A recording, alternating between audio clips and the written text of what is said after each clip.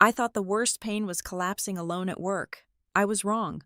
The real agony was seeing my sister's mocking post while I lay in the emergency room, my parents dismissing my exhaustion as just another dramatic performance. But that fall unearthed a dirtier truth. They were using my name to forge debts and steal my house. By Sunday morning, facing exactly 25 people, I was no longer their drama queen. I was their executioner. I am Isla Simmons. I am 34 years old, and for as long as I can remember, my spine has been the structural column holding up two entirely different, equally demanding worlds. By day, I am the senior contract administrator at the Red Haven Municipal Transit Authority. To the outside world, we are just a boring bureaucratic entity, but in reality, we are the invisible, grinding gears turning the coastal town of Belhaven, North Carolina. We handle the multi-million-dollar bus procurement bids, the sprawling transit hub expansions, and the endless public maintenance contracts that keep this damp, salty city from crumbling into the Atlantic Ocean. In that building, I am the designated sinkhole for disaster. I am the one they hand the broken things to. The mismatched vendor invoices, the catastrophic federal compliance failures, the deeply tangled projects that nobody else in the department wants to touch. I stay late while others go home to their families. I fix the careless errors made by men who make twice my salary. I do not complain. I endure.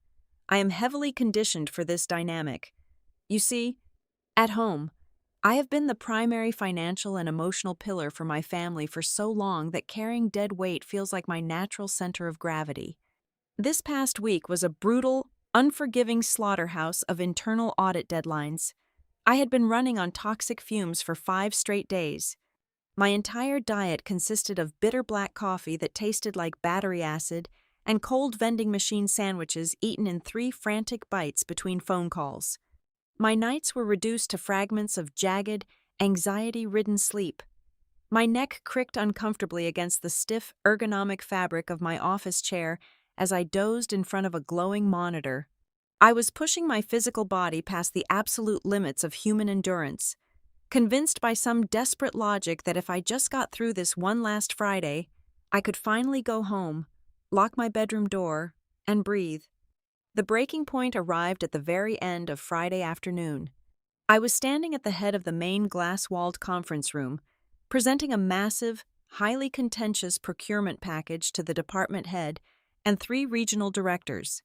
The air conditioning was humming its usual low, steady drone, but suddenly, the sound warped.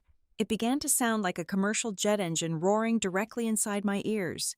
I was pointing at a specific line item on the projection screen regarding vendor liability when the edges of my peripheral vision began to burn away into a static, fuzzy gray. First, the blood drained from my extremities. My hands went completely ice cold, the chills shooting up my forearms and sinking deep into the marrow of my bones. Then, my heart lost its steady rhythm. It did not just beat fast. It battered frantically against my ribcage like a trapped, panicked bird thrashing against a window pane. A cold, clammy sweat broke out across my forehead and the back of my neck, instantly soaking the collar of my silk blouse. I tried to speak, to push the rehearsed words out of my throat, but my tongue felt swollen, thick, and useless. The detailed spreadsheet projected on the screen smeared into a meaningless, blinding blur of neon green and stark white. Someone said my name. A voice, distant and distorted, echoing as if I were submerged deep underwater. I desperately tried to grip the polished edge of the glass conference table to steady the violently spinning room, but my fingers slipped off the smooth surface. The gravity in the room seemed to shift entirely. The floor rushed up to meet me at a terrifying speed. I felt the sharp, brutal impact of the industrial carpet against my right shoulder, followed immediately by the dull, sickening thud of my skull bouncing once against the hard floorboard. And then, the harsh fluorescent lights above me flickered out as my consciousness was entirely swallowed by the black. I woke up hours later to the sharp smell of clinical sterility and the rhythmic, electronic beeping of a cardiac monitor. The blinding white lights of the emergency room stabbed relentlessly at my eyes as I forced them open. My mouth tasted like dry ash. A thick intravenous needle was securely taped down to the back of my left hand, pumping vital fluids into my severely dehydrated, collapsed veins. A triage nurse with deep, dark circles under her tired eyes stood over my bed, adjusting a plastic dial on the fluid bag. She spoke in a low, even tone, telling me I had been brought in by a municipal ambulance. The preliminary diagnosis was severe physical exhaustion, profound dehydration, and dangerously low blood pressure caused by acute, prolonged overwork. My body had not just asked for a break, it had violently gone on strike. I asked her, my voice cracking and raspy like dry leaves, if anyone was waiting outside in the lobby for me. She gave me that specific look. The look of soft, heavily practiced professional pity that seasoned healthcare workers reserve for the abandoned patients. She checked the notes on her digital tablet and told me they had called my emergency contacts, my parents, over 2 hours ago. They had left 2 separate voicemails explaining my condition and location. No one had arrived. No one had even bothered to call back. I lay there in the uncomfortable, narrow hospital bed, staring blankly at the ceiling tiles, counting the little perforations in the acoustic foam to keep my mind from spiraling. I told myself they were probably just deep asleep, or maybe their phones were left on silent in the kitchen. I systematically manufactured a dozen different, highly logical excuses to protect myself from the hollow, terrifying ache expanding rapidly in my chest. The hospital was only a 15-minute drive from my house. It was not a difficult journey. It was exactly 1:47 in the morning when I finally found the strength to reach for my personal phone resting on the plastic rolling tray beside my bed. The bright screen illuminated the dim, curtained cubicle. I bypassed the empty text message threads and mindlessly opened my social media feed, desperately looking for some mundane, mindless distraction to ground me in reality. There it was, pinned right at the top of my timeline, a fresh post from my younger sister, Maren Simmons. It was a brightly lit, high-definition photo of her sitting in a crowded, trendy local bar. She had a wide, glossy, carefree grin plastered across her face, holding up a bright pink cocktail garnished with a ridiculous tiny paper umbrella. But it was the caption typed underneath the photo that effectively stopped the breath in my lungs and made the blood freeze in my veins. Finally, a peaceful night out without having to listen to the drama queen perform. The cruel letters burned themselves permanently into my retinas. The timing was entirely unmistakable. They had received the urgent call from the hospital staff. They knew I had collapsed in front of my colleagues and been taken away in the back of an ambulance. And their collective, immediate conclusion was that I was simply faking it, that my terrifying physical breakdown was just another one of my supposedly annoying, theatrical, attention-seeking acts. But the true wound, the jagged, rusted blade that twisted deep into my gut, was not Maren's predictable childish cruelty. It was the list of names under the post who had actively clicked the like button. I stared at the glowing screen, my vision tunneling as I traced the digital letters of my own mother's username. Lorraine Simmons had liked the post. It was a digital, irrefutable confirmation of a family consensus. They had likely sat together in the living room I paid for, listened to the panicked voicemail from the emergency room nurse, rolled their eyes in perfect unison, and decided my life was not worth the gas money to drive across town. They deliberately left me lying alone on a sterile gurney with a needle jammed in my arm, punishing me for an exhaustion that they had directly helped build. I lay perfectly frozen under the thin, scratchy hospital blanket. I did not shed a single tear. The profound betrayal I felt was too cold, too absolute, and too paralyzing for crying. At that exact moment in the quiet emergency room, I did not yet know about the massive mountain of forged legal documents sitting in a county office. I did not know about the crushing fraudulent debt, the hijacked business entity, or the highly coordinated, desperate plan to steal my house right out from under me. I only knew that the people who were biologically supposed to protect me had just gleefully tossed me to the wolves while drinking cocktails. A primal, chilling instinct began to creep slowly up my spine, replacing the sorrow with something entirely different, The sanitized air in the room suddenly felt thick with a dangerous, razor-sharp clarity. This was not the unfortunate end of a bad work week. This was the opening scene of something incredibly dark and deeply ugly.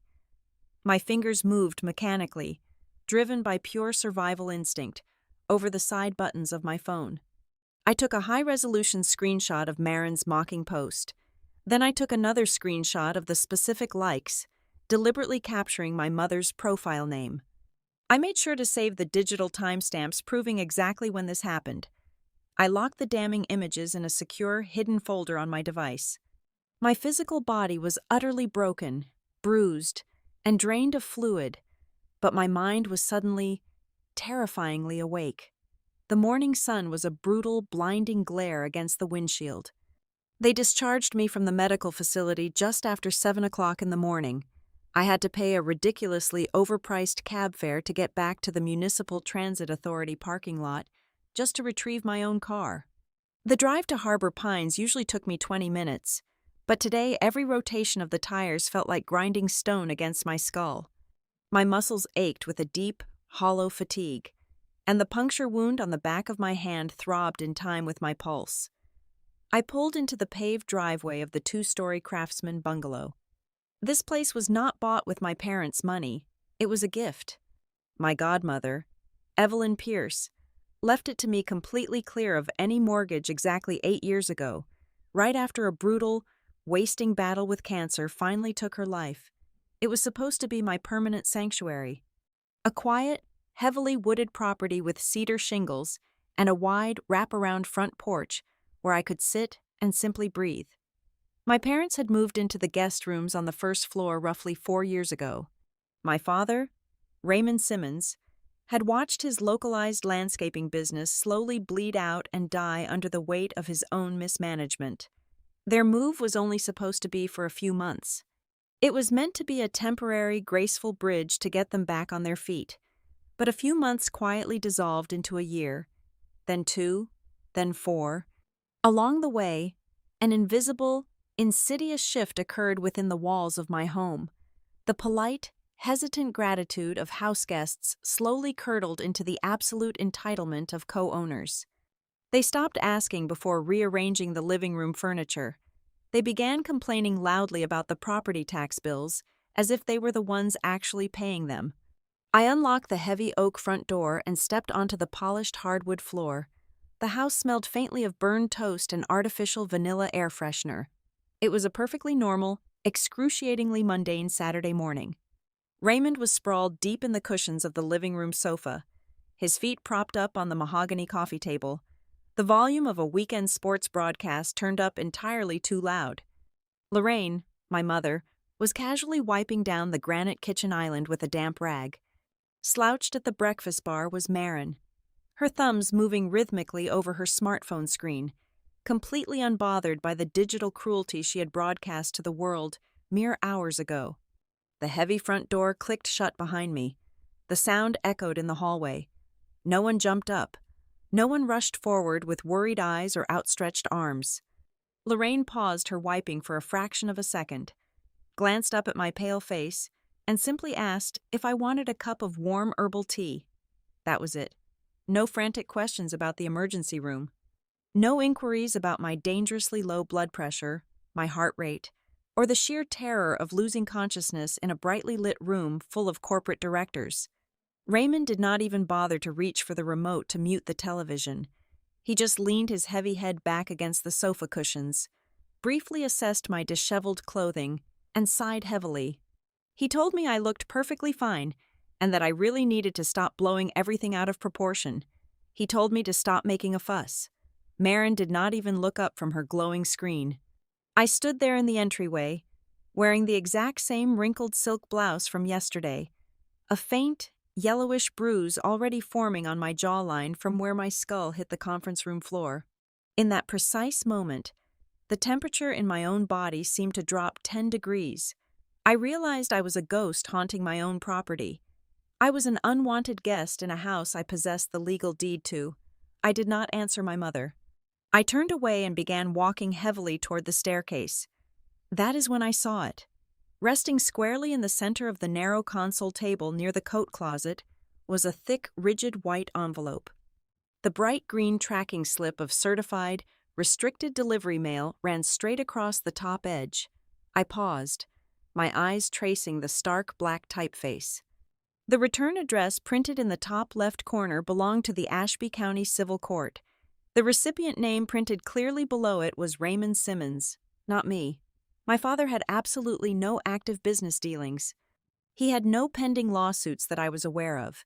He had not stepped foot inside a county courtroom in well over a decade. Yet here was a highly official, legally binding document delivered directly to him at my residential address. I left the envelope exactly where it was, resisting the overwhelming urge to tear it open. I forced my aching, unsteady legs up the wooden staircase. I desperately needed the sanctuary of my bedroom. I needed to lock the heavy panel door and just be alone with the silence. I walked into my space and immediately stopped dead in my tracks. The air in the room felt incredibly heavy, stagnant, and deeply disturbed. It is a primal, deeply unsettling biological sensation when you realize your private, intimate space has been breached. I walked slowly toward the antique oak writing desk nestled in the corner by the bay window. It held all my most sensitive personal documents. The bottom right drawer, the specific one where I kept my annual tax returns, the original property deed Evelyn gave me, and my personal banking ledgers, was not flush with the wooden frame. It was pulled out perhaps half an inch. I knelt down on the rug and slid the drawer open.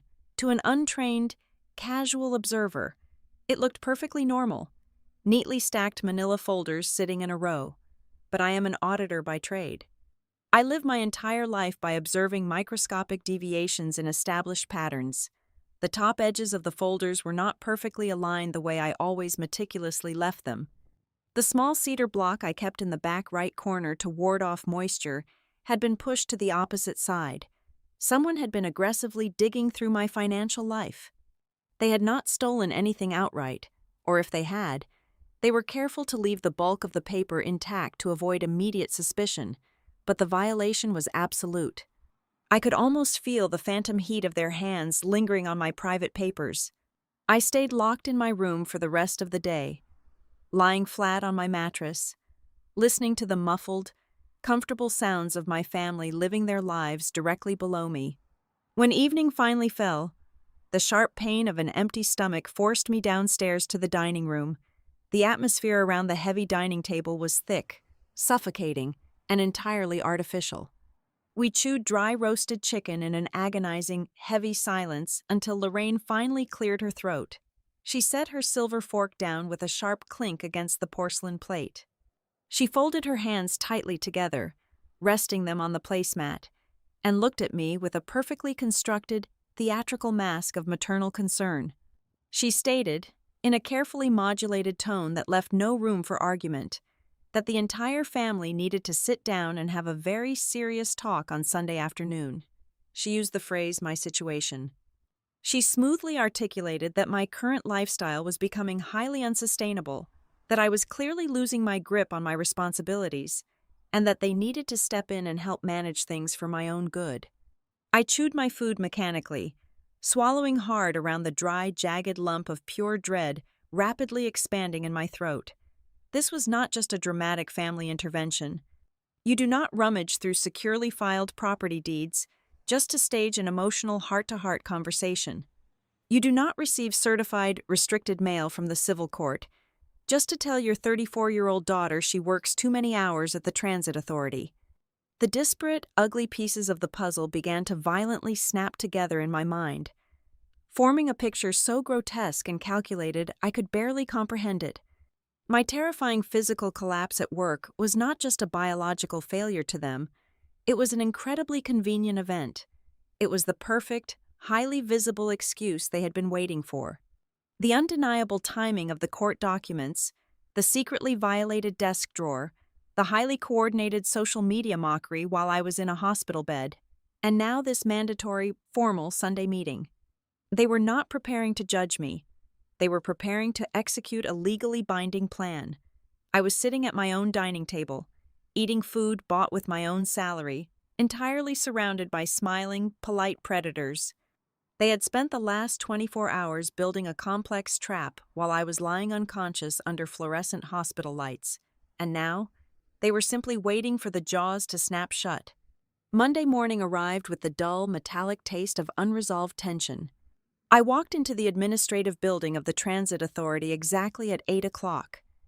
Heavily medicated with over-the-counter painkillers to suppress the throbbing ache in my shoulder and jaw. I fully intended to bury myself in the familiar, sterile safety of municipal vendor contracts. I needed the predictable rhythm of spreadsheets and compliance checklists to anchor my spinning mind. But my sanctuary was breached before I even managed to boot up my workstation monitor. The interoffice telephone on my desk rang a sharp, demanding tone. It was the Director of Human Resources. Her voice was unusually tight, stripped entirely of the casual, polite warmth we usually shared in the break room. She asked me to come down to her office on the second floor immediately, specifying that I needed to close the door tightly behind me when I arrived. I sat in the stiff, fabric-covered guest chair across from her polished mahogany desk. She did not offer me coffee. She did not ask how I was feeling after Friday afternoon. Instead, she pushed a thick, stapled stack of legal paper across the smooth surface toward me. The bold black typography at the top of the first page read as an order for earnings withholding. It was a legally binding wage garnishment directive, officially processed and stamped by a county judge, demanding a severe percentage of my pre-tax municipal salary be immediately diverted to a third-party collection agency. I stared at the stark black ink, my vision swimming briefly.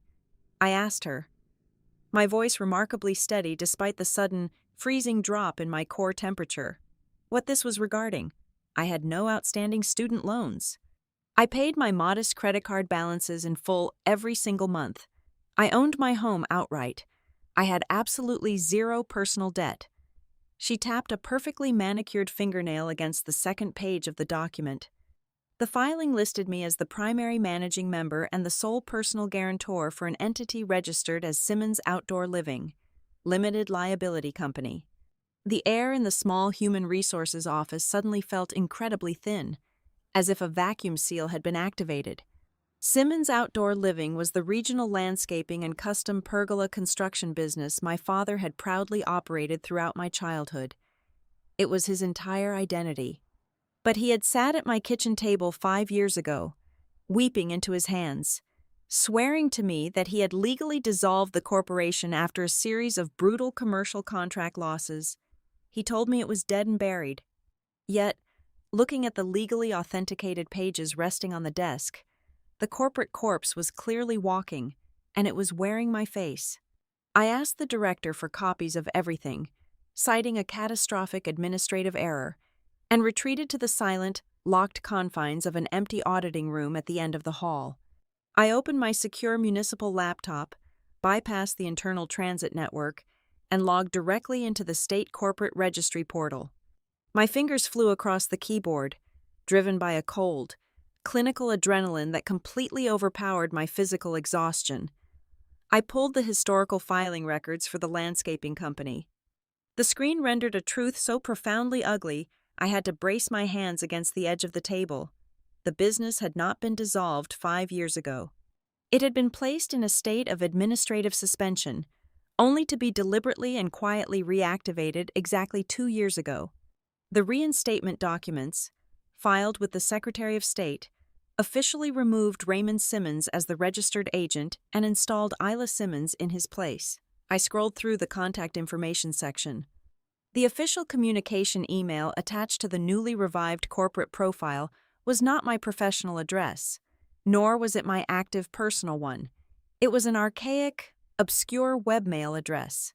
It was the exact same account my father had cheerfully helped me set up on our clunky, overheating family desktop computer when I was barely out of college, ostensibly to use for applying to entry-level jobs. I had abandoned that inbox a decade ago. He had kept the password. He had kept the key to my digital identity.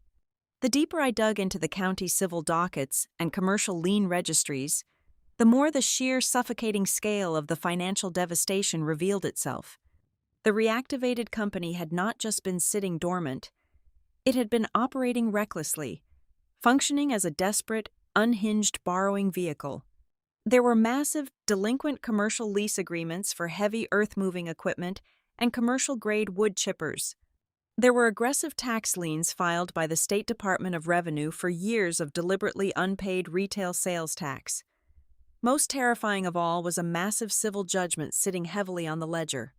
A wealthy coastal client had sued the company for severe property damage after a poorly engineered, unlicensed retaining wall and pergola construction had violently collapsed into their swimming pool during a storm. When I manually calculated the outstanding judgments, the delinquent vendor invoices, and the accumulating legal penalties, the final number was utterly paralyzing. The total financial obligation hovering over my head was approaching $100,000. In the eyes of the corporate law system, a limited liability company is designed to protect personal assets. But my father had systematically bypassed that vital armor. On every single commercial credit application, every equipment lease, and every vendor contract, the box for a personal guarantee had been confidently checked.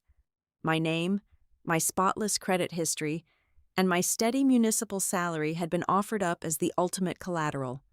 By explicitly naming me as the personal guarantor, the creditors no longer had to stop at the empty shell of the landscaping business. They possessed the absolute legal right to pierce the corporate veil, directly attached to my paycheck, and aggressively hunt down my personal assets. The most terrifying question was how this massive, catastrophic financial fire had raged for 2 entire years without a single alarm bell reaching my ears. I opened the vendor communication logs attached to the garnishment order and found the answer immediately. It was brilliantly, sociopathically simple. Every single piece of vital legal correspondence, every final notice of default, every certified letter from the Department of Revenue, and every aggressive demand from collection attorneys had been legally diverted. The official registered address for the business had been quietly changed from my father's old commercial lot to a private, commercial mail receiving agency located in a strip mall 3 towns over. Someone had walked into that facility, rented a heavily anonymized postal box, and effectively built a massive, impenetrable brick wall between me and the truth. They had captured all the warnings before they could ever land in my mailbox or appear on my doorstep. I pulled up the digital, scanned copies of the original lease agreements from the heavy machinery vendors. I zoomed in tightly on the signature lines.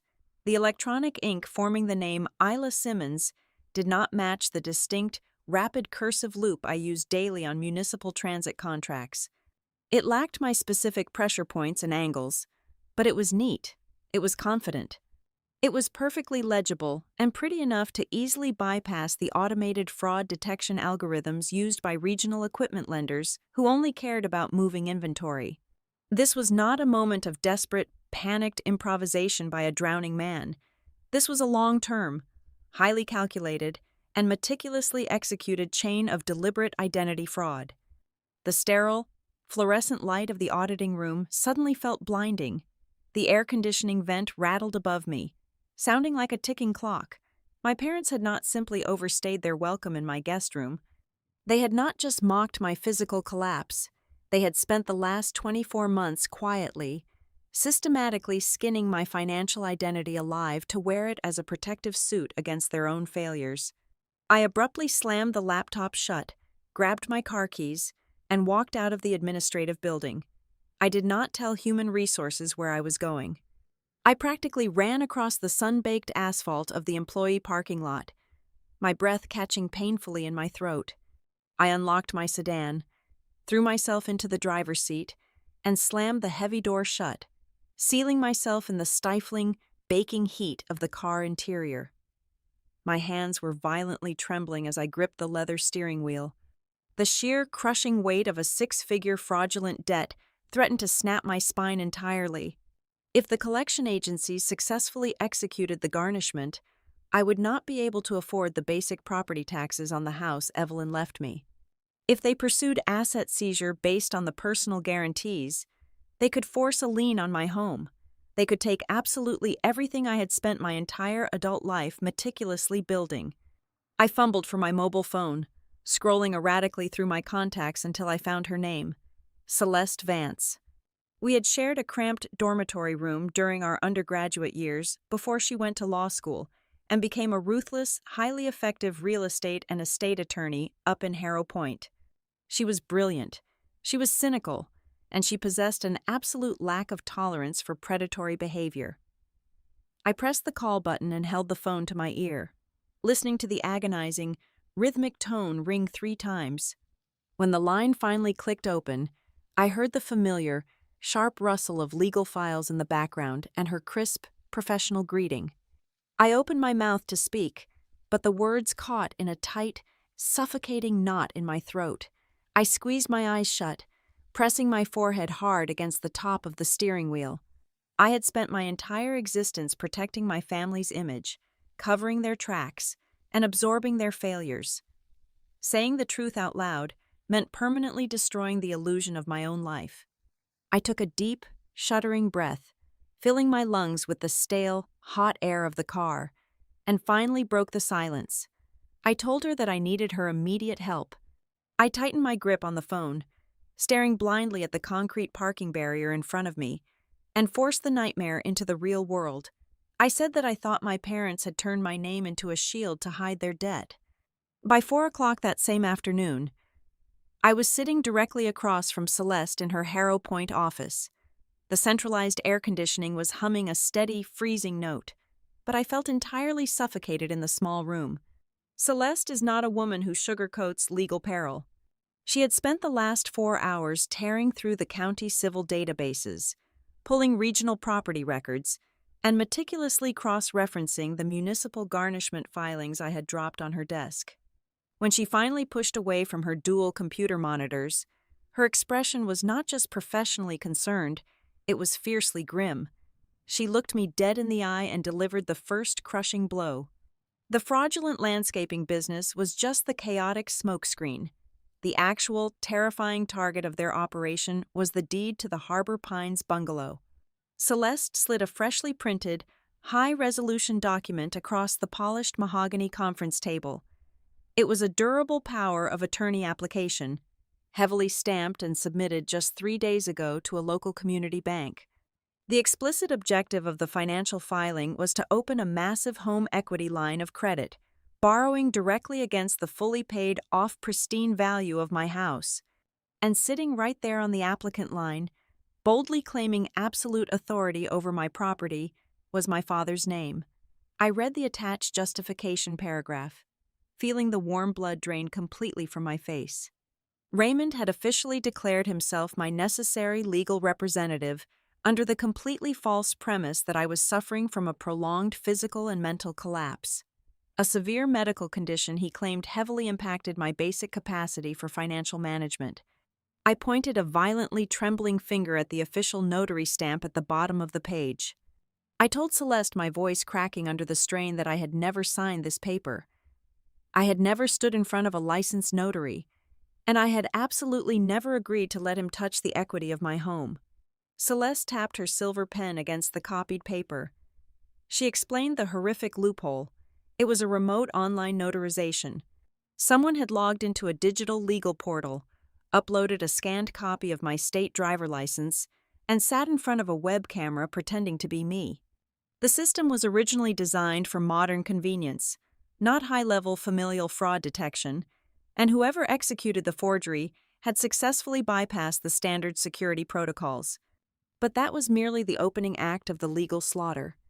The true nightmare, the concrete reason for the certified, restricted delivery mail currently sitting unopened on my entryway table back home, was waiting quietly in the Ashby County Civil Court database. Celeste pulled up an entirely separate digital file, the harsh blue light from the monitor reflecting sharply in her dark eyes. Raymond had not just applied for a credit line to steal my equity. He had officially petitioned the county court system for emergency, temporary financial conservatorship over my entire life. The legal framework of his submitted petition was a sociopathic masterpiece of manufactured crisis. My father was actively weaponizing my physical exhaustion against me. He heavily cited my terrifying collapse at the transit authority on Friday, but he deliberately did not stop there. He aggressively dug up two other completely unrelated hospital visits from over 3 years ago, one for a severe bout of seasonal influenza and another for a very minor traffic accident concussion, and strung them together to paint a damning, terrifying portrait for the judge. He was legally describing a woman who was chronically unwell, rapidly deteriorating, and fundamentally incapable of caring for herself. I stared blindly at the glowing screen, my chest tightening with a panic so intense it bordered on physical agony. To legally grant a conservatorship, the presiding court required formal supporting testimonies. I scrolled down to the sworn witness affidavits, fully expecting to see my father's signature alone. Instead, I found two more familiar names carefully printed on the binding legal forms. Lorraine had submitted a tearful, highly exaggerated written statement detailing my supposed erratic, aggressive behavior at home over the last several months. But it was the second sworn affidavit that truly shattered whatever fragile, pathetic remnants of family loyalty I still held on to.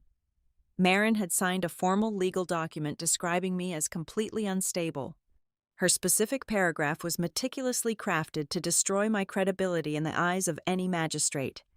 She wrote under strict penalty of perjury that I was experiencing intense financial paranoia, that I was constantly blaming my loving family for my own mistakes, and that I was no longer lucid enough to manage significant physical assets.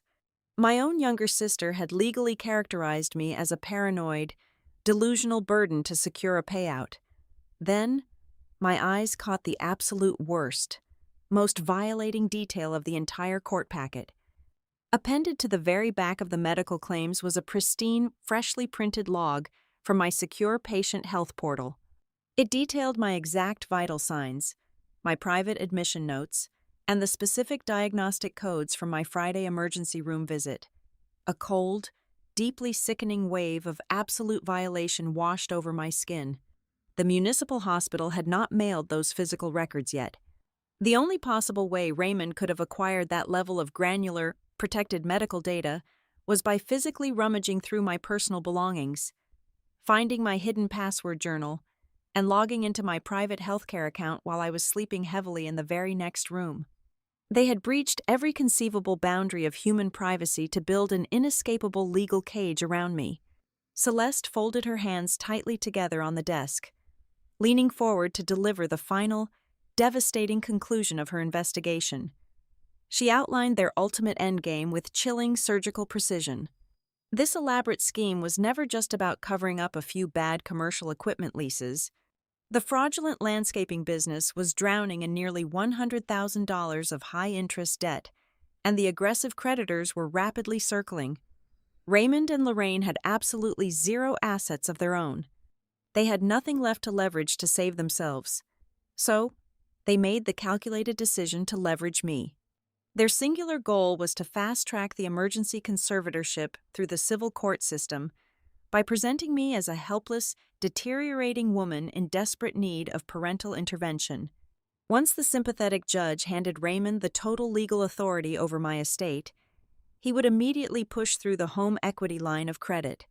He would completely drain the stored value of the Harbor Pines bungalow to pay off the massive business debts, effectively wiping his slate clean on the fraudulent contracts he had signed using my identity.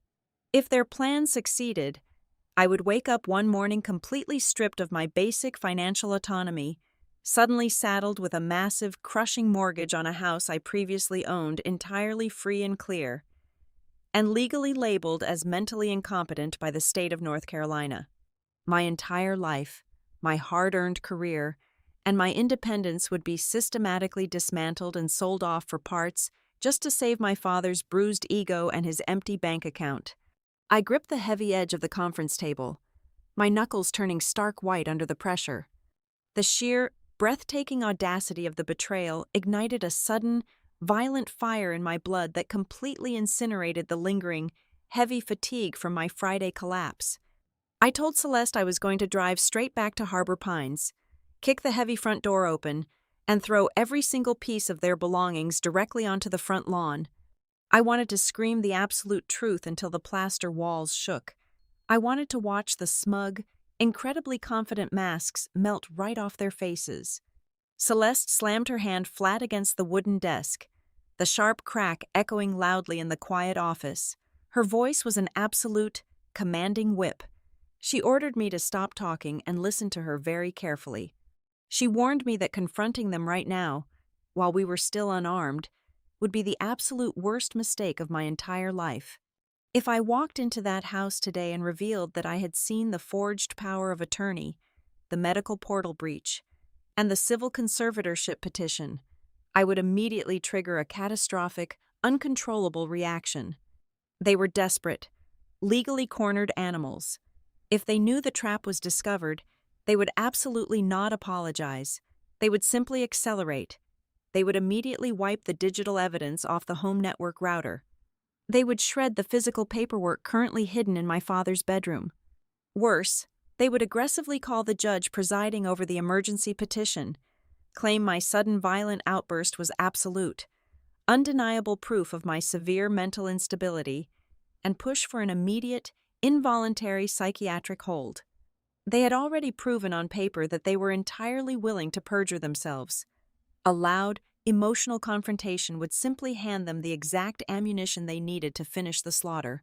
Celeste looked at me, her dark eyes entirely devoid of sympathy and full of absolute, militant focus. She told me I had to go back to that house tonight and play the exact role they had painstakingly written for me. I had to be the tired, overwhelmed, slightly confused daughter. I had to eat dinner with them. I had to let them think their invisible noose was still tightening smoothly around my neck.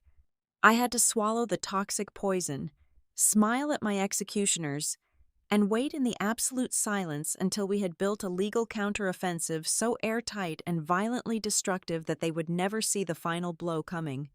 I pulled my sedan back into the paved driveway of the Harbor Pines bungalow just as the late afternoon sun began to dip heavily below the tree line. The golden hour cast a warm, deeply deceptive glow over the cedar shingles of my home. I sat behind the leather steering wheel for 10 solid minutes, completely motionless, staring blankly at the solid oak front door. I had to consciously regulate my autonomic nervous system. I inhaled slowly for 4 seconds, held the stale air in my lungs for 4 seconds, and exhaled for 4. Celeste had given me an absolute, uncompromising directive. I had to bury the white-hot, screaming rage deep inside the marrow of my bones.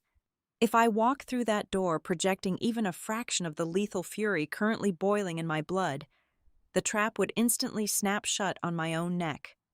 I unlocked the front door and stepped into the entryway. The house smelled strongly of roasted garlic and simmering tomato sauce. Raymond and Lorraine were sitting together in the living room, a mindless evening game show glowing brightly on the television screen. I deliberately slouched my shoulders, letting my eyes droop half shut. I dragged my feet slightly against the hardwood floor, playing the exact, pathetic role of the emotionally fragile, fundamentally broken daughter they desperately needed me to be. Lorraine called out from the sofa, asking in a sweet, entirely fabricated tone if I was feeling any better. I did not look directly at her. I kept my gaze fixed firmly on the staircase carpet and murmured that I was still just so incredibly tired and needed to lie down. Out of the corner of my eye, I saw Raymond give a short, satisfied nod. The prey was acting exactly as expected. I walked into my bedroom, locked the heavy panel door behind me, and immediately dropped the exhausted charade. The ambient temperature in my mind dropped to absolute 0. I pulled my personal laptop from my work bag and connected to a secure, encrypted mobile hotspot, entirely bypassing the compromised home network.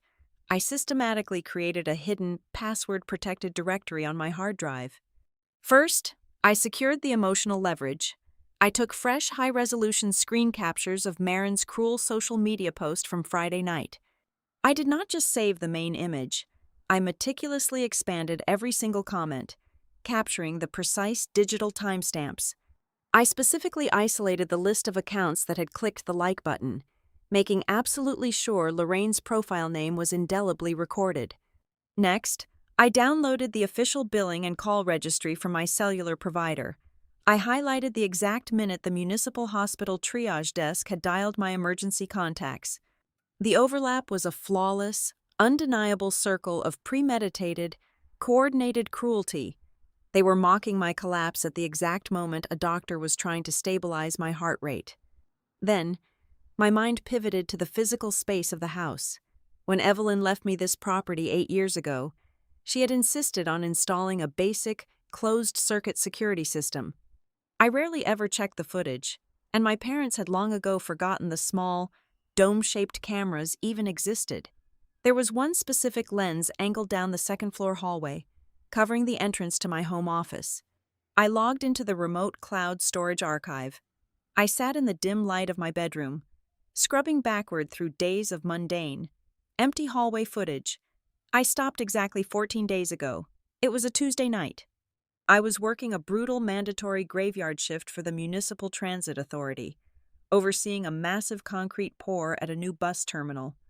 At 15 minutes past 2 in the morning, the hallway motion sensor triggered a recording. The grainy, green-tinted night vision footage showed my father creeping silently out of the first-floor guest room. He walked up the stairs, bypassing his own bathroom, and went directly into my office. He remained inside for exactly 7 minutes. When he finally emerged back into the hallway camera frame, he was no longer empty-handed. Tucked tightly under his left arm was the thick, unmistakable manila folder containing my private property tax assessments. Clutched firmly in his right hand was the worn, blue leather-bound notebook, where we used to write down the family digital passwords before I switched to an encrypted manager. He had actively hunted my credentials while I was pouring concrete to pay for the roof over his head. I needed technical, irrefutable verification to bind the digital fraud to this physical house. I picked up my phone and sent a highly encrypted message to a senior network engineer at the Transit Authority. I had single-handedly saved his job 3 years ago during a catastrophic federal procurement audit by finding a hidden vendor error. I told him I needed a massive, completely off-the-record favor. I provided him with the hidden routing headers from the fraudulent business emails Celeste had forwarded me earlier that afternoon. I paced the length of my bedroom floor for 2 agonizing hours until his reply finally vibrated in my palm. He had successfully run a geolocation ping. The primary Internet Protocol address used to authenticate the newly revived corporate entity, the exact digital signature used to legally bind my name to a mountain of fraudulent debt, was registered to the specific Internet service provider router sitting on a dusty wooden shelf in my own downstairs living room. As I stared at the damning digital ping, my encrypted phone buzzed again. It was a secure file transfer from Celeste. She had managed to legally subpoena the preliminary digital access logs from the remote online notary platform used to execute the fake power of attorney. The file contained a single, low-resolution screenshot captured from the web camera during the identity verification process. I opened the image and felt the last remaining, microscopic thread of my familial love snap violently in two. The woman sitting on the screen was bathed in poor, deliberately shadowy lighting. Her hair was pulled back tightly into a severe, low ponytail, perfectly mimicking my standard, boring office style. But it was the specific accessories she wore that gave the entire game away. She was wearing thin, wire-rimmed aviator glasses. I do not wear glasses. My vision is perfectly fine, but I immediately recognized those specific metallic frames. They were a cheap, vintage pair Marin had purchased at a local thrift store late last summer. She used to try them on in front of the hallway mirror, laughing and joking that they made her look like a tired, depressed corporate accountant. Like me. The motive suddenly crystallized with sickening clarity. Marin was not just a passive bystander laughing at a cruel joke from the sidelines. She was an active, deeply willing co-conspirator. She had deliberately dressed up in a costume, sat in front of a digital notary, and sworn under severe penalty of perjury that she was Isla Simmons. Raymond and Lorraine must have promised her a massive, lucrative cut of the stolen house equity once the bank approved the credit line, a hefty, unearned down payment for a sleek, modern condominium downtown. That was the exact market price of a sister. Around 11 o'clock at night, the house finally fell completely silent. My throat was bone dry from the lingering dehydration, I slipped silently out of my bedroom and walked soundlessly down the carpeted stairs, aiming for the kitchen to get a glass of water.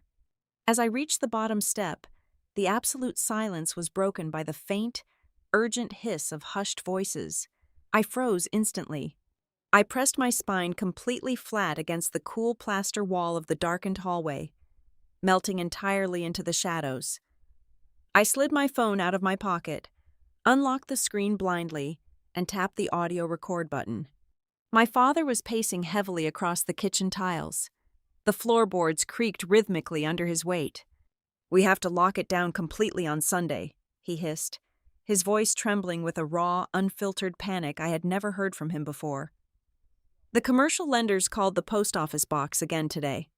They are actively threatening to initiate the aggressive asset seizure by next Wednesday if we do not get her physical signature on the voluntary management agreement during the family meeting.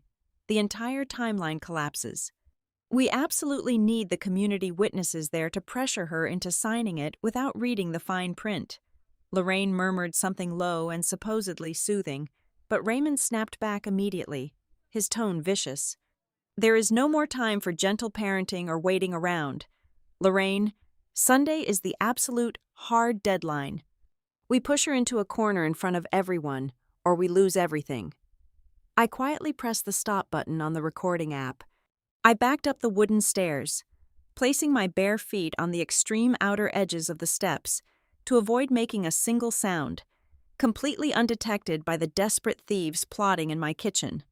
I returned to my room and sat on the very edge of my mattress in the pitch black. I did not feel the crushing, suffocating weight of the betrayal anymore. The tears I thought I might eventually shed were completely burned away by a cold, searing, and absolute clarity. They had meticulously built an elaborate theater production within the walls of my own home. They had aggressively designed the stage, perfectly adjusted the harsh spotlights, and written a pathetic, tragic script specifically for me to perform. They had actively invited an entire audience of neighbors and friends to watch my supposed mental destruction and coerce my surrender this coming Sunday. Instead of collapsing under the sheer weight of their cruelty, I found myself breathing evenly. My heart beat with a steady, terrifyingly calm rhythm. I was no longer the exhausted, crumbling foundation of this family. I was the silent architect of their impending ruin. They had set the stage flawlessly. My only remaining task was to walk precisely into my designated position, wait for the perfect cue, and then violently tear the entire backdrop down to the bare, ugly floorboards. Tuesday morning arrived, and I did not scream. I did not throw porcelain plates against the kitchen wall or demand a tearful, dramatic confession from the people eating breakfast in my dining room. Pure, unadulterated anger is a remarkably inefficient emotion when you are standing on the absolute edge of a meticulously engineered financial cliff. Instead, I woke up, ironed my standard office blouse, drank a glass of cold water, and drove directly to work. My first destination was not my designated cubicle on the third floor, but the deeply air-conditioned, heavily soundproofed office of the Chief Legal Counsel for the Municipal Transit Authority. I sat in the leather chair across from his desk and laid out the stark, undeniable facts. I explained calmly that I was the active victim of a highly sophisticated, long-term familial identity theft scheme. I handed him the preliminary police report I had quietly filed at the local precinct just after dawn. By proactively disclosing the volatile situation to my employer, I completely severed my parents' ability to weaponize my professional reputation. If Raymond or Lorraine attempted to contact the Human Resources Department to spin a tragic, manipulative tale about my supposed mental breakdown, the Transit Authority's internal legal wall would immediately shut them out. My employment, my actual financial lifeline, was officially secured and shielded from their blast radius. During my assigned lunch hour, I drove to the Ashby County Land Registry office to meet Celeste. The heavy marble floors echoed sharply under our heels as we approached the clerk's window. We formally filed a legally binding fraud affidavit directly against the deed of the Harbor Pines bungalow. This specific, notarized piece of paper acted as an absolute, impenetrable freeze on the property title. If the local community bank attempted to finalize my father's fraudulent home equity line of credit, the automated title search would immediately trigger a massive legal red flag, completely blocking any transfer of funds or attachment of collateral. The house was now firmly locked inside a digital vault that Raymond simply could not pick. From there, our legal counteroffensive expanded rapidly and viciously. Celeste and I systematically fired off aggressive notices of dispute to every single commercial creditor, equipment leasing agency, and the State Department of Revenue. We officially contested the looming wage garnishment order, forcing the third-party collection agencies to immediately halt their aggressive deduction requests until a formal court hearing could definitively establish the total invalidity of the personal guarantees. In the eyes of the corporate legal system, I was no longer the silent, defaulting debtor waiting to be slaughtered. I was the incredibly loud, heavily armed, and highly aggressive plaintiff. However, the most critical piece of our defensive armor required a licensed medical professional. Celeste arranged an expedited, comprehensive evaluation with an independent, board-certified physician in the next county over. I sat in a brightly lit examination room and calmly answered every cognitive and physical test he administered. When he finished his thorough assessment, he drafted a highly detailed, legally sworn letter of medical clearance. He explicitly stated that my physical collapse the previous Friday was the direct, singular result of severe physical exhaustion, acute dehydration, and prolonged, verifiable workplace overwork.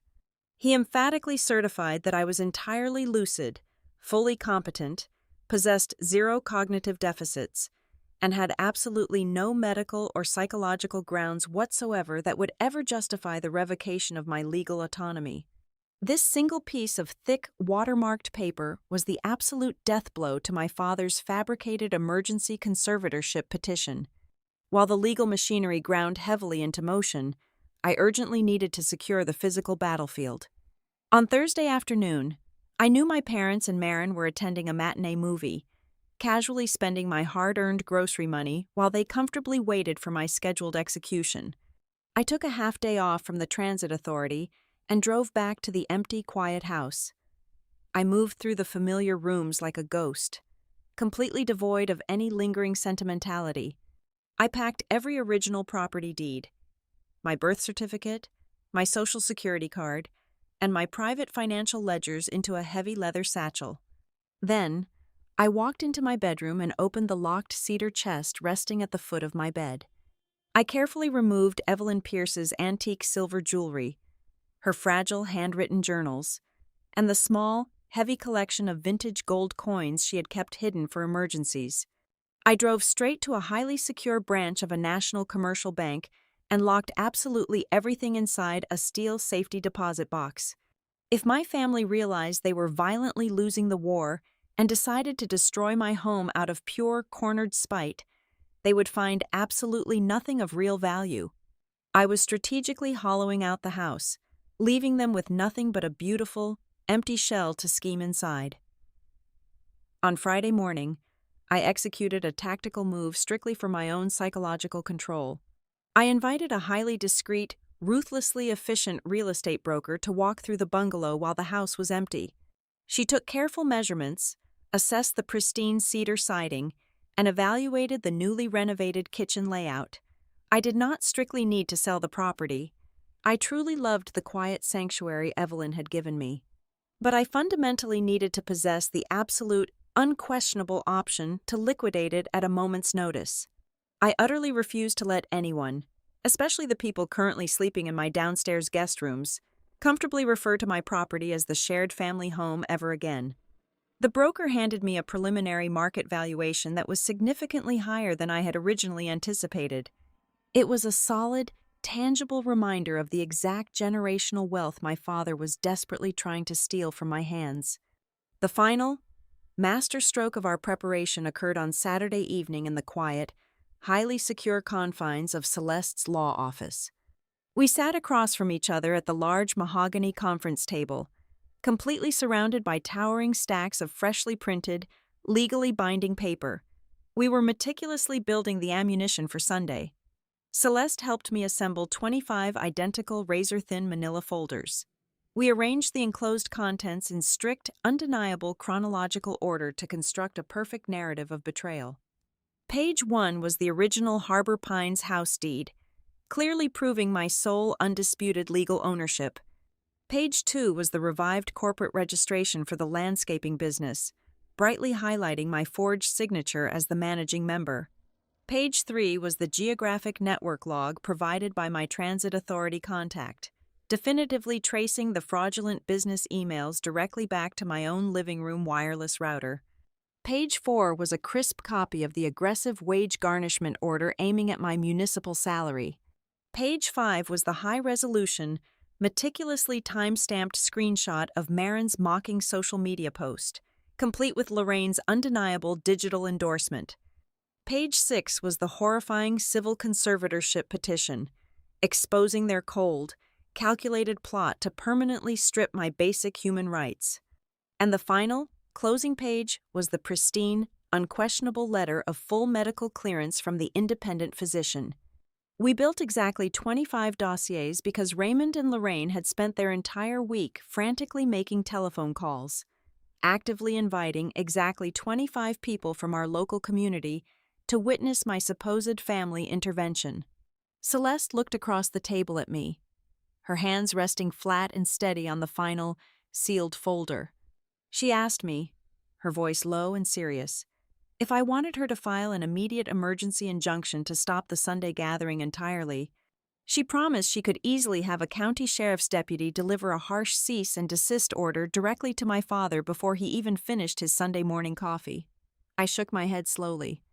The cold, dark, and absolute satisfaction firmly settling deep inside my chest was intoxicating. If I legally stopped the meeting, my parents would simply change their narrative.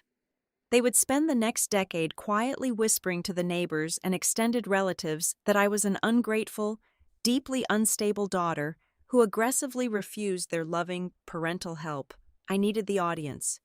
I needed the exact 25 people they had meticulously gathered to serve as my permanent, localized jury. I looked at my brilliant friend and told her we were not going to cancel a single thing. My parents had spent weeks actively building a massive, elaborate public stage. They had painstakingly written the tragic script, perfectly adjusted the dramatic lighting, and gathered a full house just to watch me finally break down and surrender my life to them. It would be incredibly rude of me not to give them exactly the grand performance they demanded. But when the curtain finally rose on Sunday afternoon, they were going to learn very quickly, and very publicly, exactly who was directing the play.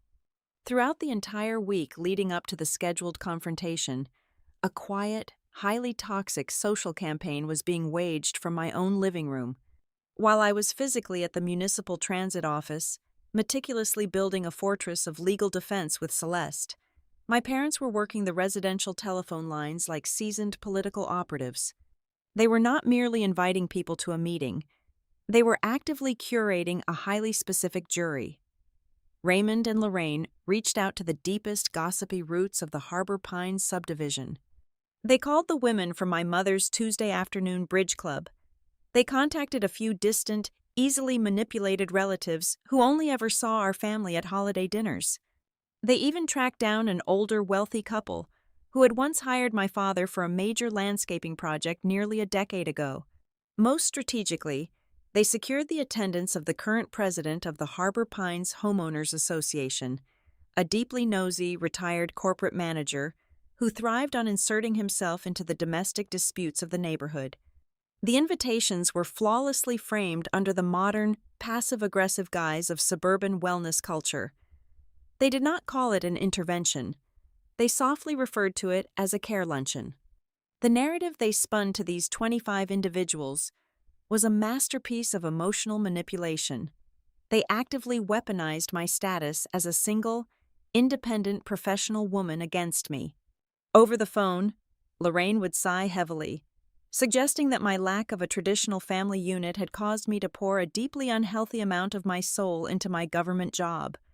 They painted a picture of a tragic, isolated workaholic who had finally pushed her physical body past the breaking point. They took my catastrophic collapse at the transit authority and twisted it into a cautionary tale of a woman who simply did not know how to lean on her loving parents. And now, according to their carefully rehearsed script, that severe exhaustion had morphed into a tragic, paranoid delusion where I was suddenly distrusting the very people trying to save me. They were systematically transforming a cold, hard legal crime into a messy, subjective moral failing. Inside the walls of my bungalow, the psychological preparation for this event was chilling to observe. Lorraine spent Saturday evening practically rehearsing her maternal grief. She was actively preparing her physical performance. She had purchased specific eye drops to ensure her sclera looked authentically red and irritated. She strategically placed boutique tissue packets in her designer handbag. I listened from the top of the stairs as she practiced a perfectly modulated, slightly trembling vocal pitch, designed to elicit maximum sympathy from the older women in the community. Marin, conversely, was taking a highly modern, sociopathic approach to her role. She was actively practicing the concept of emotional detachment, ironically weaponizing a trauma survival tactic against the actual victim.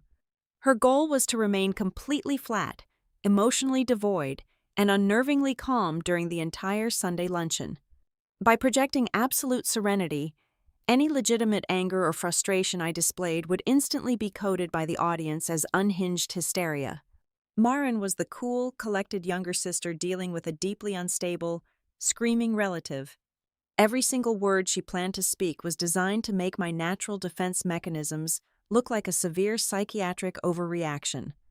But the absolute centerpiece of their Sunday trap rested in a glossy black leather portfolio my father had left sitting on the kitchen counter.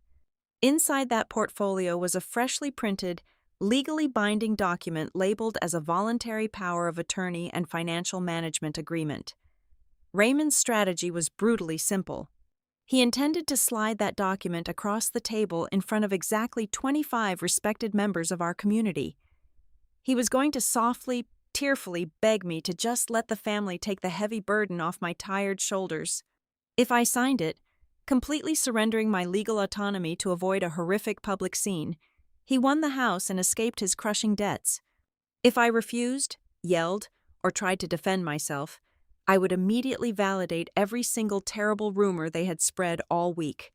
I would prove to the entire room, and subsequently to the county judge reviewing his emergency conservatorship petition, that I was hostile, irrational, and completely incapable of managing my own affairs. The community members were not just there to apply moral pressure, they were explicitly invited to serve as hostile witnesses for his pending court case. It was a perfectly designed, inescapable social snare. When Sunday morning finally broke, the coastal sky was a brilliant, deceptive blue. I woke up at exactly 6 o'clock. I did not feel fear. I felt the cold, heavy weight of absolute purpose. I approached my wardrobe with the tactical precision of a soldier selecting urban camouflage. If they wanted to paint me as a volatile, erratic drama queen, I was going to give them a visual canvas completely devoid of any possible emotional interpretation. I bypassed my vibrant silk blouses and tailored pencil skirts. Instead, I selected a pair of loose, sensible tan trousers and a plain, high-necked cream sweater. The fabric was incredibly dull, the colors entirely muted. I wore practical, flat leather loafers. I sat in front of my vanity mirror and actively erased my features. I applied zero foundation, no blush, and absolutely no mascara. I pulled my dark hair back so tightly into a severe, unyielding bun at the nape of my neck that it pulled the skin taut around my cheekbones. I removed my small silver stud earrings and my watch. I stripped myself of every single accessory that could be construed as flashy, defensive, or expressive.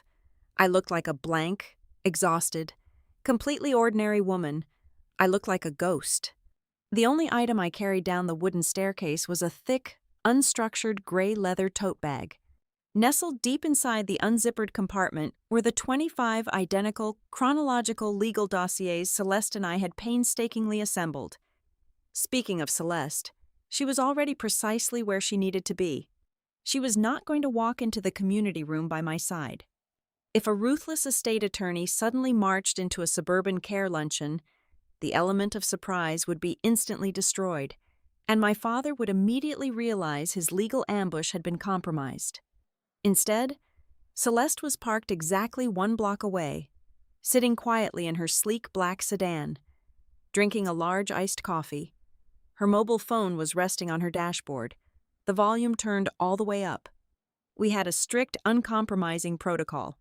If the situation devolved into physical intimidation, or if I needed a final, undeniable legal hammer dropped into the middle of the room, she was exactly 2 minutes away from kicking the clubhouse doors open. At 10 minutes before the scheduled hour, I walked out of my front door and began the short, 2-block walk down the perfectly manicured sidewalks of Harbor Pines. The air smelled of freshly cut Bermuda grass and expensive lawn fertilizer. It was a profoundly peaceful, utterly artificial environment. I approached the community clubhouse. It was a sprawling single-story building designed to look like a rustic coastal lodge, complete with faux stone pillars and large tinted glass windows. As I pushed open the heavy double doors, the scent of cheap catering coffee and overly sweet vanilla pastries hit my nose. I stepped onto the commercial carpet of the main event room and stopped completely still. The space was utterly silent, save for the low hum of the centralized air conditioning unit. In the exact center of the room, completely dominating the floor plan, was a wide, deliberate semicircle of folding chairs. I slowly let my eyes sweep across the arrangement, silently counting the seats. There were exactly 25 chairs waiting in the arc.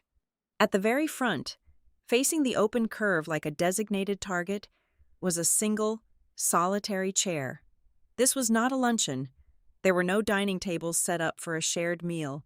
There was no casual, welcoming atmosphere. It was a perfectly staged, highly coordinated psychological ambush. The chairs were positioned to ensure that every single set of eyes would be locked entirely on me. It was a modern, suburban tribunal, meticulously constructed by my own flesh and blood, designed to judge me, convict me, and strip me of my life, without ever granting me the basic human right to refuse the trial. I adjusted the heavy gray strap of the tote bag firmly onto my shoulder, took a deep, steadying breath of the stale air, and walked slowly toward the empty chair in the center of the trap. The 25 people took their seats in a slow, shuffling wave of quiet murmurs and uncomfortable throat clearing. I sat perfectly still in the solitary chair positioned at the focal point of the crescent moon arrangement. I kept my spine straight against the rigid metal backrest, my hands resting lightly on the heavy gray tote bag in my lap. I did not cross my arms defensively. I did not glare. I merely watched them settle into the trap. My father stood up. He walked to the center of the arc, adopting the posture of a man carrying the weight of the entire world on his sagging shoulders. He looked down at the commercial carpet for a long, agonizing moment before finally raising his head to address the gathered crowd. He began speaking in a low, painfully raspy tone. He told the room that our family loved me more than anything else on this earth. He let that absolute lie hang in the stale, air-conditioned breeze for a few seconds before delivering the pivot. He claimed that because of this deep, abiding love, they could no longer stand by and watch me fall apart. He used words specifically chosen to sound protective, but designed to legally assassinate my character. He said I was actively collapsing. He called my recent behavior highly impulsive. He looked directly at the president of the Homeowners Association and stated, with a perfectly manufactured break in his voice, that I was actively destroying my own life and dragging the people who cared about me down into the wreckage. Right on cue. My mother initiated her segment of the performance. Lorraine did not stand. She remained seated in the front row, clutching her boutique tissue packet with both trembling hands. She sniffled softly, drawing the sympathetic gazes of her bridge club friends. She dabbed at her artificially reddened eyes and began to weave a narrative constructed entirely of calculated half-truths. She recounted the brutal hours I worked at the Municipal Transit Authority. She described me coming home late, skipping family dinners, and pacing the floorboards because of severe insomnia. She painted my dedicated career as a dangerous obsession that had finally broken my mind. She looked around the circle of neighbors. shaking her head sadly, and delivered her pre-planned conclusion. She stated that my severe physical exhaustion had completely altered my reality. She told them, her voice trembling with perfect theatrical timing, that her daughter simply no longer saw things normally. The older women in the room immediately softened. They murmured gentle words of comfort to my mother. I could physically feel the collective judgment of the room solidifying against me. To these people, I was exactly what my parents described. I was the cold, distant career woman who never attended block parties, who always waved briefly from my car before disappearing into my house to work. I possessed a lucrative government job and a fully paid-off property, but according to this narrative, I possessed absolutely zero capacity for human connection or emotional stability. Before the room could fully process Lorraine's tears, Marin flawlessly executed her surgical strike. She spoke from her seat, her voice projecting a chilling, practiced calmness. She did not sound angry or upset. She sounded like a remarkably patient younger sibling dealing with a highly erratic, institutionalized patient. Marin smoothly informed the audience that my exhaustion had recently mutated into outright paranoia. She told the 25 witnesses that I had started accusing our loving family of completely absurd, baseless things. She claimed I was inventing wild conspiracies in my head. And then, she dropped the specific, highly calculated lie designed to justify their impending hostile takeover of my property.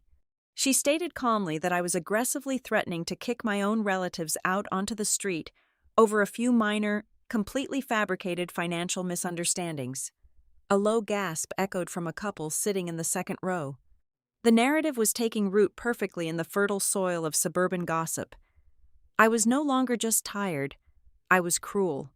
I was a paranoid, wealthy woman maliciously attacking her financially vulnerable, incredibly supportive parents.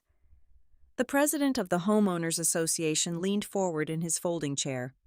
He was a retired corporate executive who loved the sound of his own voice and firmly believed he possessed the authority to solve any neighborhood dispute. He looked at me with an expression of profound, condescending pity. He spoke in a slow, overly polite tone, the exact kind of voice one uses to address a frightened child or a confused animal. He asked me directly if managing such a large, valuable property all by myself was simply becoming too much of a heavy burden. He suggested that perhaps the daily stress of homeownership, combined with my demanding municipal job, was causing me to completely lose control of my faculties. He was practically handing my father the legal justification on a silver platter, openly confirming that the community viewed me as overwhelmed and fundamentally incompetent. Raymond seized the moment instantly. He stepped forward again, reaching into his jacket to produce the glossy black portfolio. He unzipped it slowly, drawing every eye in the room to the crisp white document resting inside. He held up the voluntary power of attorney form. He did not call it a legal surrender. He framed it as a temporary life preserver. He looked at me with incredibly sad, pleading eyes. He begged me to just sign the paper. He promised the entire room that this was only a temporary solution. He claimed he only wanted the legal authority to manage the household bills and the property maintenance, just until I managed to get enough rest and finally return to normal. He explicitly promised the neighbors that once I was healthy again, he would hand everything right back to me.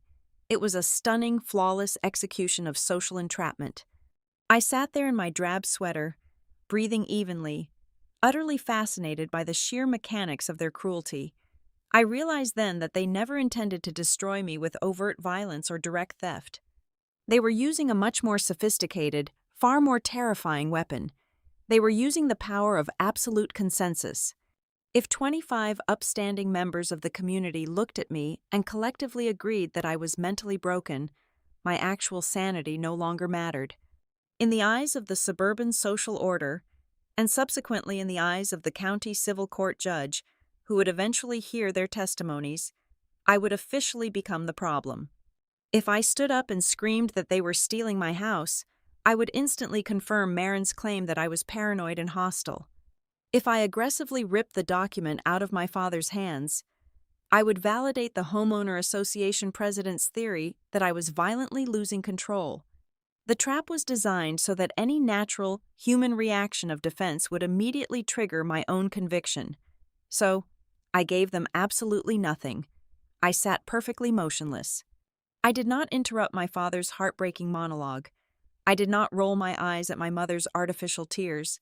I did not defend myself against Marin's clinical character assassination.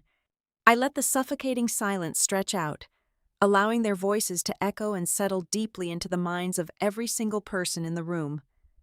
Raymond extended his right hand, offering me a heavy silver pen.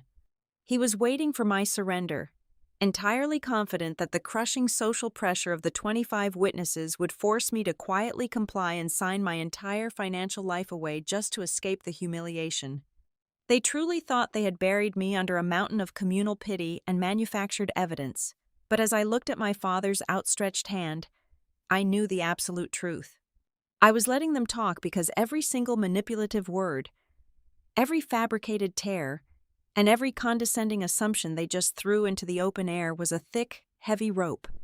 And they had just spent the last 20 minutes enthusiastically knotting it into the perfect trap for themselves. All I had to do now was reach into my bag and set everything in motion. I ignored my father's outstretched hand and the heavy silver pen resting in his palm. I stood up from the solitary chair in the center of the room. My movements were deliberately slow, entirely stripped of the erratic panic they had just promised the audience I would display. I did not glare at my parents. I did not raise my voice a single decibel. I simply reached into the unstructured gray leather tote bag hanging from my shoulder and unzipped the main compartment. I pulled out the thick stack of manila folders Celeste and I had painstakingly assembled. I walked to the far left edge of the crescent moon arrangement and began moving methodically along the row of folding chairs. I placed a single, perfectly sealed dossier onto the lap of every single person in the room. The only sound in the clubhouse was the crisp rustle of heavy cardstock and the low hum of the air conditioning unit. 25 folders for 25 carefully selected community jurors. When my hands were finally empty, I walked back to my designated position. I looked around the semicircle, making brief, direct eye contact with the neighbors, the distant relatives, and the bridge club members. "If today is the day we tell the truth," I said, my tone echoing with a flat, absolute calm. "I want everyone to have the paperwork to follow along." A few people hesitated, exchanging uncertain glances with my father, but human curiosity is an incredibly powerful force. One by one, they cracked open the folders. I instructed them to turn to the first page. I looked directly at the homeowner association president, the man who had just condescendingly suggested my property was a crushing burden. I explained clearly that this document was the certified deed to the Harbor Pines bungalow. I pointed out that there was only one single name printed on the ownership line. I told the room that it was not a shared family home, nor was it a communal asset waiting to be managed. I was the sole, undisputed legal owner. The people currently living in the downstairs guest rooms possessed zero equity and absolutely no legal right to dictate its future. The homeowner association president blinked rapidly, his posture stiffening as he stared at the undeniable county seal stamped on the paper. I told them to turn to the second and third pages. I walked the audience through the revived corporate registration for my father's supposedly dead landscaping business. I showed them where my name had been fraudulently attached as the managing member and the sole personal guarantor for an escalating mountain of commercial debt I had never once approved. I pointed out the printed network access logs, explaining precisely how the digital forgery had been executed from the wireless internet router sitting inside my own living room. I highlighted the private postal box rented specifically to intercept the aggressive delinquency notices before they could ever reach my eyes. The older couple sitting in the second row, the ones who had hired my father for a failed landscaping project years ago, began flipping through the pages with sudden, aggressive speed. They knew Raymond's shady business practices firsthand, and the documented proof of his financial desperation resonated instantly. The sympathetic, gentle murmurs that had filled the room just moments before completely evaporated. People began looking over the tops of their folders at my father, their expressions shifting from polite concern to a sharp, calculating suspicion. I did not give them time to breathe. I directed their attention to page 4. I laid out the brutal, undeniable timeline of the theft. I explained the application for a massive home equity line of credit, driven by a remotely notarized, completely forged power of attorney. I showed them the petition for emergency financial conservatorship, filed mere days after my collapse at the Transit Authority. I watched the realization hit the 25 faces in the room simultaneously. The narrative of the heartbroken, caring patriarch shattered into 1,000 jagged pieces under the crushing weight of the legal evidence. They suddenly understood that the man standing before them was not trying to protect his sick daughter. He was frantically trying to legally erase her autonomy so he could drain her property to pay for his own criminal fraud. Then, I turned my gaze to Marin. She was no longer sitting back in her chair with a mask of cool detachment. She was gripping the edges of the plastic seat, her knuckles turning stark white. I asked the room to look at page 5. I told them to compare the digital timestamp on my sister's cruel, mocking social media photograph with the official hospital phone logs printed directly below it. I explained that the exact minute the emergency room triage nurse called my family to report my severe physical collapse was the exact minute my sister and my mother chose to publicly broadcast their absolute disdain for my existence. The atmosphere in the clubhouse violently shifted. It was no longer just a matter of shocking financial fraud. It had crossed into the realm of profound, sickening cruelty. Curiosity curdled instantly into pure, unadulterated disgust. The emotional abuse was no longer a vague, subjective complaint they could write off as a family misunderstanding. The toxicity now possessed a highly specific, verifiable timestamp. The final fatal cut was reserved for my mother. I instructed the stunned audience to look at the 6th page. I revealed the printed medical records my father had attached to his conservatorship filing.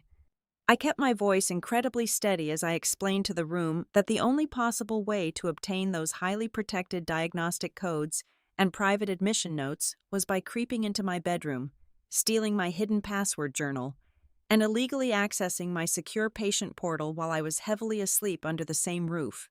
The reaction to this specific violation was immediate and visceral. The older women from the Tuesday Bridge Club, women who deeply valued their own privacy and medical discretion, physically recoiled. I watched 2 of them literally pull their hands away from Lorraine's arm.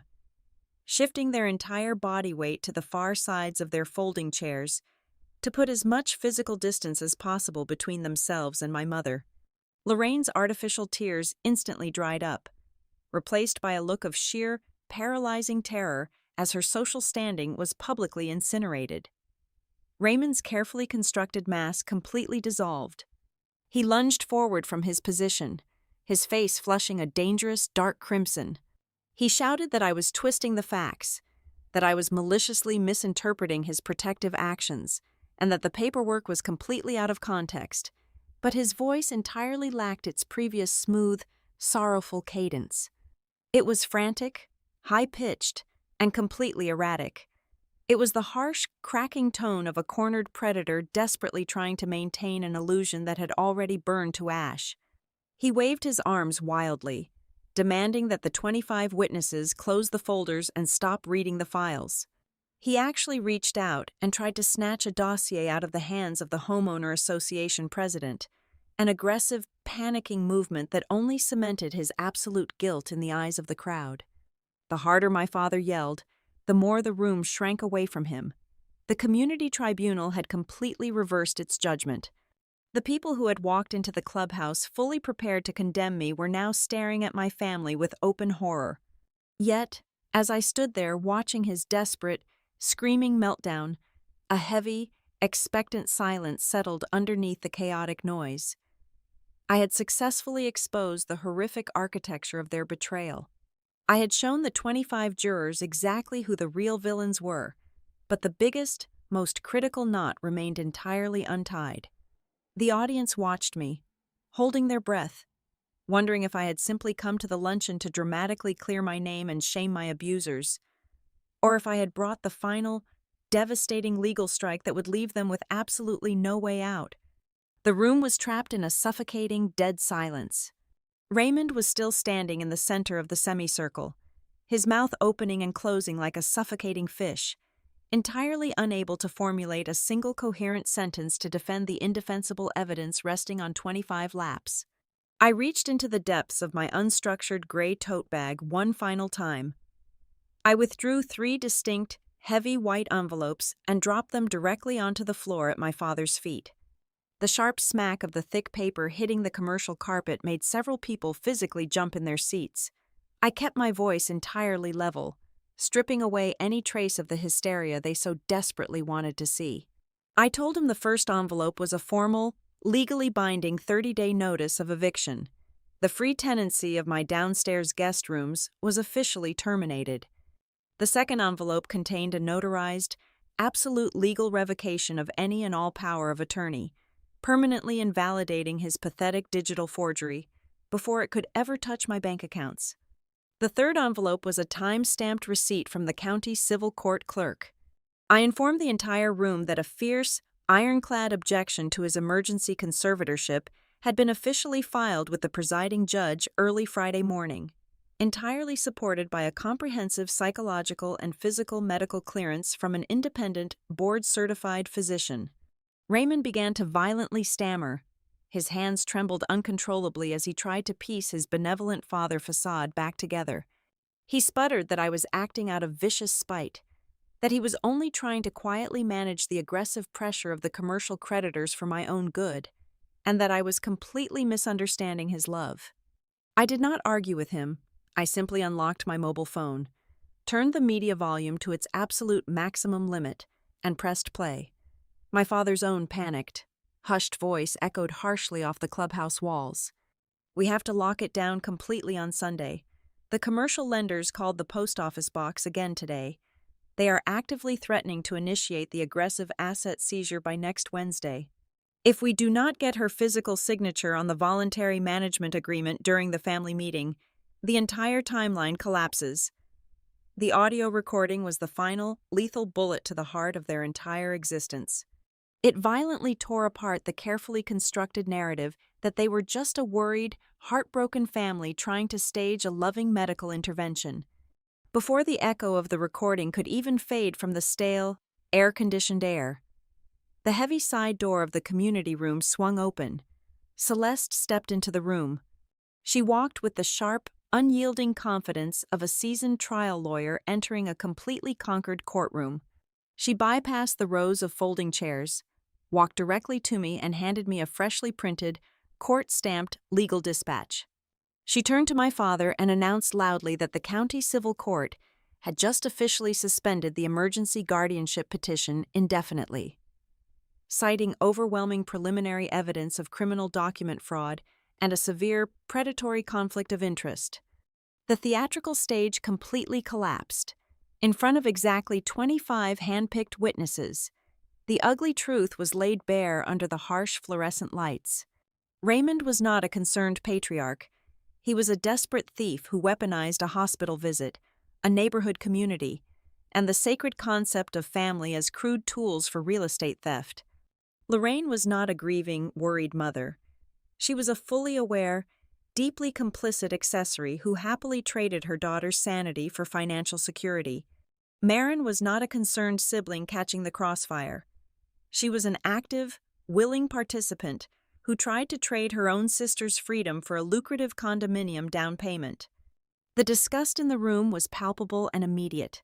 4 women from the Tuesday Bridge Club stood up simultaneously, refused to even look at my mother, and walked straight out the double doors in absolute silence.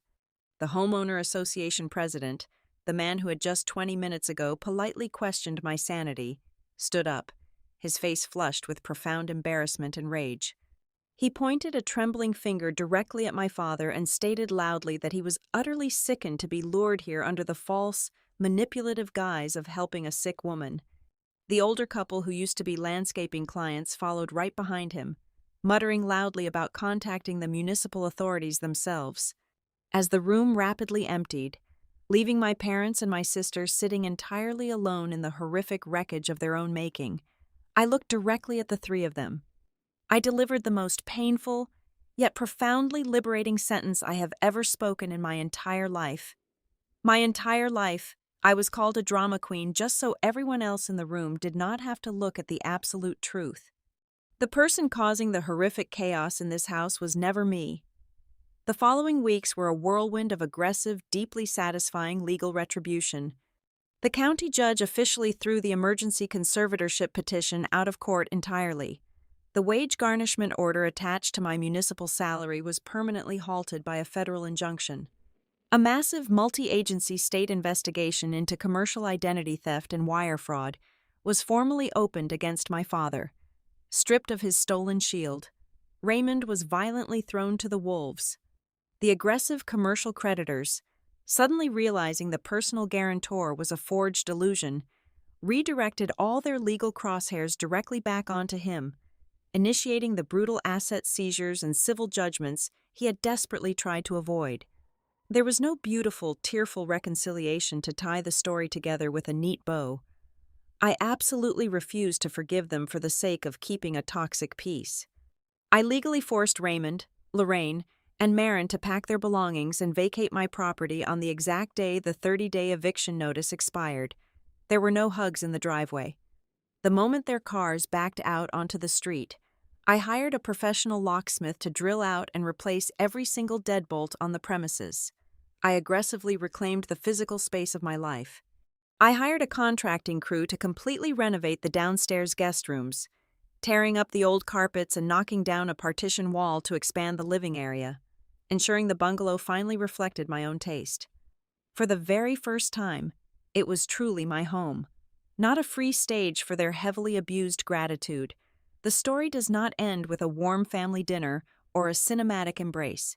It ends with a state of being that is vastly superior. I sat alone at my own dining table on a quiet Tuesday evening, eating a simple meal, completely surrounded by a profound, breathtakingly clean silence. I realized in that quiet moment that true peace does not always come from desperately trying to save a broken family. True peace comes from finally refusing to let them use you as the sacrificial lamb. Exactly 25 people heard the absolute truth that Sunday afternoon in the clubhouse. But as I sat in my quiet, safe home, I realized the most important listener in that room was me. For the very first time in 34 years, I was no longer living inside the toxic, manipulative narrative my parents had written for me. I was finally living in the unassailable truth I had viciously fought to take back. Thank you so much for listening to my story today, and please comment down below and let me know where you are listening from so we can interact and share our thoughts together. Also, please subscribe to the Violet Revenge Stories channel, like the video, and support the channel even more by hitting the hype button so this story can be heard by many more people out there.